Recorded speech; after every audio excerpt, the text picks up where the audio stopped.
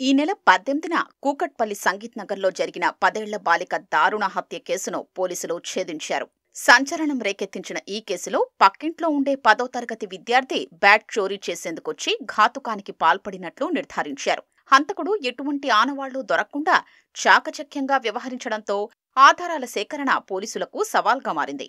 సుమారు 300 మందిని ప్రశ్నించినా ఫలితం లేకుండా పోయింది. హత్యానంతరం ఒక బాలుడి కదలికలు అనుమానాస్పదంగా ఉన్నాయని నిందితుడు ఉండే భవనంలోని సాఫ్ట్వేర్ ఉద్యోగి ఇచ్చిన సమాచారంతో పోలీసులు లోతుగా ఆరా తీశారు. దీంతో బండారం బయటపడింది. బాలుణ్ణి అదుపులోకి తీసుకుని ప్రశ్నించడంతో తానే దారుణానికి పాల్పడ్డానని అంగీకరించినట్లు సమాచారం. హతురాలు సహస్ర తమ్ముడి వద్ద ఖరీదైన క్రికెట్ బ్యాట్ ఉంది. సెలవు రోజుల్లో అదే ప్రాంతంలోని పిల్లలతో కలిసి ఆడుకునేవాడు. ఈ పక్కింట్లో ఉండే 10వ తరగతి బాలుడికి ఆ బ్యాట్ను సొంతం చేసుకోవాలనే ఆలోచన వచ్చింది. పక్క ఇల్లే కావడంతో ఆ కుటుంబ సభ్యులు ఏ సమయాల్లో బయటకు వెళ్తారనేది పూర్తిగా తెలుసు. ఆ ఇంట్లో ఎవ్వరూ లేని సమయం చూసి కొట్టేసేందుకు పథకం వేశాడు. ఎవరైనా అడ్డుకుంటే ఏం చెయ్యాలి, ఎలా చంపాలనే అంశాల్ని యూట్యూబ్, వెబ్ సిరీస్ ద్వారా తెలుసుకున్నాడు. 3 రోజుల క్రితమే చోరీ చేసే తీరు గురించి కాగితంపై ఇంగ్లీష్లో రాసుకున్నాడు.